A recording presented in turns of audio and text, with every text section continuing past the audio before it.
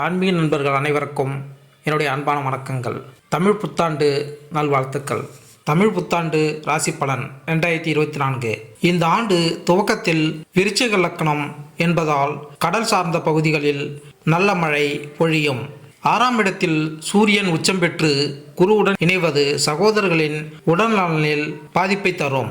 பூர்வ புண்ணிய ஸ்தானத்தில் புதனுடன் சுக்கிரன் இணைவது உயர்கல்வியில் சில மாற்றங்கள் உண்டாகும்.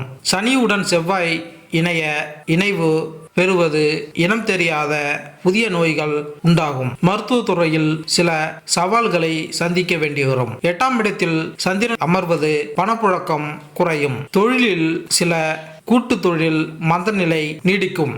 லாபஸ்தானத்தில் கேது அமர்வது வெளிநாட்டு இறக்குமதியும் ஏற்றுமதியும் அதிகரிக்கும். அந்நிய செலவணிகள் அதிகரிக்க திட்டம் வகுக்கப்படும். மழை இந்த ஆண்டு தமிழகத்தை காட்டிலும் வெளி மாநிலங்களில் வெள்ளம் பெருகும். நீர்நிலங்களில் வீடு கட்டி இருப்பவர்களுக்கு சரியான பாதிப்பை தரும். மீன்வளம் நன்கு இருக்கும். விவசாயம் மழை பொய்த்தும் கெடும். அதிக மழை பொய்த்தும் கெடும். இந்த ஆண்டு அதிக உஷ்ணமும் கடும் குளிரும் இருக்கும். ரியல் எஸ்டேட் தொழில் மந்தமான சூழ்நிலை உண்டாகும். உணவு பதப்படுத்தும் நிறுவனங்கள் திடீர் கட்டுப்பாடுகளால் தன் பொருட்களை விற்பனை செய்ய முடியாமல் போகும். தொழில் ஸ்தானங்களில் ஆண் பெண் இருபாலருக்கும் வேலைவாய்ப்பு அமையும். காதல் திருமணம் அதிகரிக்கும். தமிழ் புத்தாண்டுகளில் 38வதாக வரக்கூடிய குரோதி தமிழ் வருடம் சற்று கலக்கத்தை தரக்கூடியதாக அமைகிறது. இந்த வருடத்தில் நடக்கும் கிரக பயிற்சிகள் கிரக செயற்கைகள் சில ராசிகளுக்கு வேலை தொழில் முன்னேற்றமும் பணவரவும் கிடைக்கும். குரோதி தமிழ் வருடத்தில் குரோதி என்றால் பகை கெடு என்று பொருள். ஏப்ரல் 14ஆம் தேதி தொடங்குகிறது. இந்த குரோதி ஆண்டில் மழை சொற்பமாக அதாவது குறைவாக பொய்யும் என்பதால் விளைச்சல் மிகவும் குறைவாக இருக்கும் என்பதால் மக்கள் கடவுள் மீது இருக்கக்கூடிய நம்பிக்கை குறைய அதிக வாய்ப்பு உள்ளது. குரோதி ஆண்டு கிரக நிலை: மேச ராசியில் சூரியன் குரு, மிதுனத்தில் சந்திரன், கன்னியில் கேது, கும்பத்தில் சனி செவ்வாய், மீனத்தில் ராகு புதன் சுக்கிரன் என நவகிரகங்கள் சஞ்சரிக்கின்றனர்.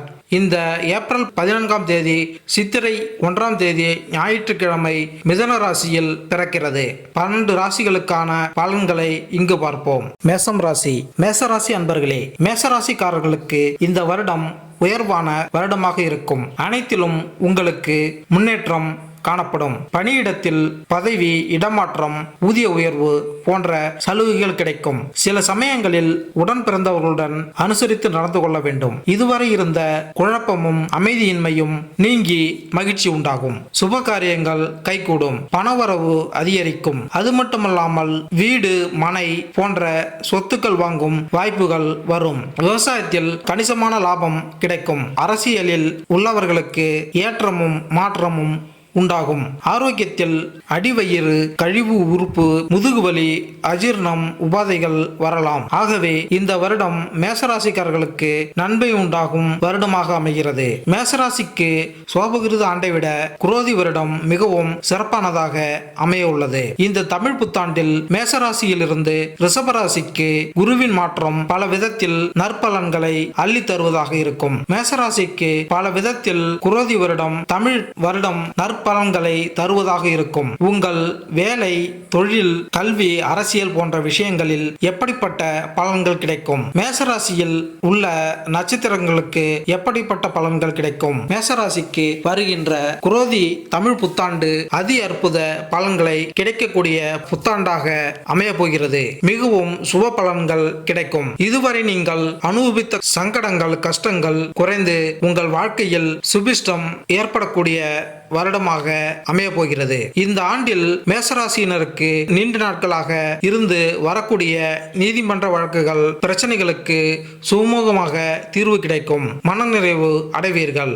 அதே போல உடல்நலம் பிரச்சனைகள் நோய்களால் அவதிப்பட்டு வந்தவர்களுக்கு அதிலிருந்து வரக்கூடிய நல்ல நிவாரணம் கிடைக்கும். உயர்வுகள் வரக்கூடிய உன்னதமான ஆண்டு. பணியிடத்தில் பதவி உயர்வு இடமாற்றம் ஊதிய உயர்வு கைகூடும். மேலிடத்தில் உங்கள் திறமை உணரப்பட்டு தகுந்த பெருமைகள் தரப்படும். திடீர் பொறுப்புகள் புகழும் திக்குமுக்காட வைக்கும். சமீபத்தில் உடன் இருப்பவருடன் அனுசரித்து போக பழகினால் கிரகங்களின் அனுகிரகம் நிரந்தரமாக இருக்கும். குழப்பமும் கூச்சலுமாக இருந்த குடும்ப சூழல் இனி அமைதியும் ஆனந்தமுமாக மாறத் தொடங்கும். தம்பதியருக்கிடையே அந்யோன்யம் அதிகரிக்கும். குலதெய்வ வழிபாட்டை செய்து முடிக்க சந்தர்ப்பம் அமையும். சுபகாரியங்கள் கைகூடும். பணவரவு அதிகரிக்கும். வீடு, வாகனம், மனை, சொத்து சேரும். செய்யும் தொழில் பெரும் வளர்ச்சி பெறும். அயல்நாட்டு வர்த்தகங்கள் கைகூடும். புதிய முதலீடுகளை முறையாக யோசித்து செய்வது நல்லது. விவசாயத்தில் கணிசமான லாபம் கிடைக்கும். அரசியலில் உள்ளவர்களுக்கு ஏற்றமும் மாற்றமும் உருவாகும். மேலிடத்தின் வார்த்தைகளை கனவிலும் மீற வேண்டாம். ஜாமீன் தரும்போது நிதானம் அவசியம். தொழிலில் இருக்கக்கூடிய பல்வேறு போட்டிகள், பொறாமைகள், சங்கடங்கள் உள்ளிட்ட சாதகமற்ற விஷயங்கள் படிப்படியாக குறையும்.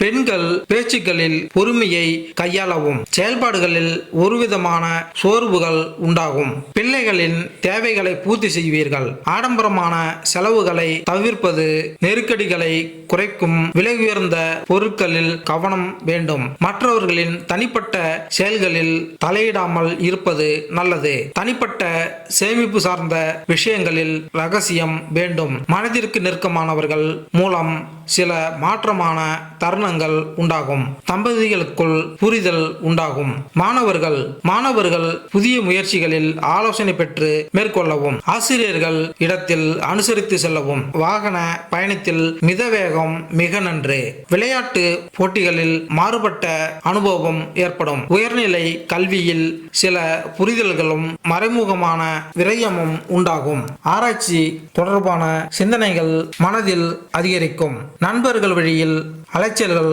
உண்டாகும். வியாபாரிகள் தொழிலில் இருந்த போட்டிகளை சாதுரியமாக வெற்றி கொள்வீர்கள். எளிதில் முடியும் என எதிர்பார்த்த சில பணிகள் அலைச்சலுக்கு பின்னரே சாதகமாகும். புதுமையான செயல்களில் தக்க ஆலோசனை பெற்று ஈடுபடவும். வீண் செலவுகளை தவிர்க்கவும். வேலையாட்கள் விஷயத்தில் பொறுமை வேண்டும். கூட்டாளியிடத்தில் தேவையற்ற விவாதங்களை தவிர்க்கவும். இழுபறியாக இருந்து வந்த வசூல் பிரச்சனைகளுக்கு தீர்வு கிடைக்கும். உத்தியோகஸ்தர்கள் நீண்ட நாள் ஆசை நிறைவேறும். மற்றவர்களை நம்பி வெளிப்படையாக பேசுவதை தவிர்க்கவும். வெளியூர் தொடர்பான புதிய வேலை வாய்ப்புகளுக்கான முயற்சிகள் புதிய அனுபவம் கிடைக்கும். வேலைகள் சம்பந்தப்பட்ட பயணங்களால் நன்மைகள் உண்டாகும். உயர் அதிகாரிகளின் மறைமுகமான ஒத்துழைப்புகள் கிடைக்கும்.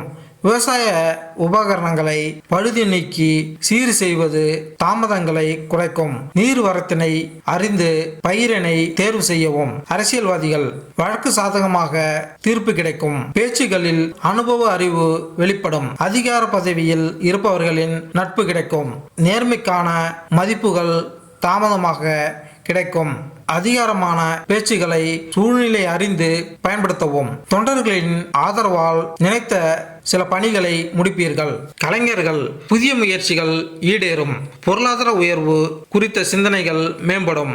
தனவரவுகளில் ஏற்ற இறக்கமான சூழ்நிலை அமையும். தனித்திறமையை வெளிப்படுத்துவதற்கான சூழல் உண்டாகும். அவ்வப்போது உங்களை பற்றி கிசுகிசுக்கள் தோன்றி மறையும். பயணங்களால் உடல் அசதிகள் தோன்றி மறையும். நட்சத்திர பலன்.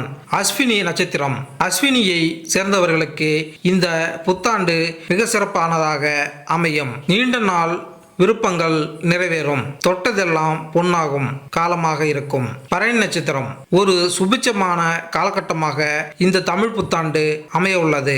ஆடை ஆபரணங்கள் சேரக்கூடிய ஆண்டு.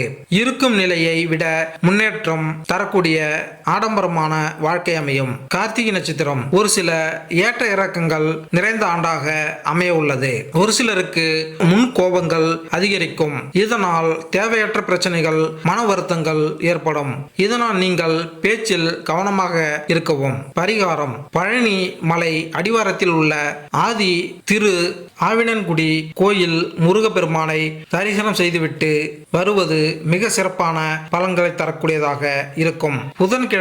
புதன்கிழமை தோறும் அருகில் இருக்கும் பெருமாள் கோவிலுக்கு சென்று வழிபட்டு வர செயல்களில் இருந்த தடைகள் மற்றும் தாமதங்கள் நீங்கும். மேலும் இந்த வீடியோ உங்களுக்கு பிடித்திருந்தால் லைக் பண்ணுங்க, கமெண்ட் பண்ணுங்க, மறக்காம சப்ஸ்கிரைப் பண்ணுங்க. நன்றி, வணக்கம்.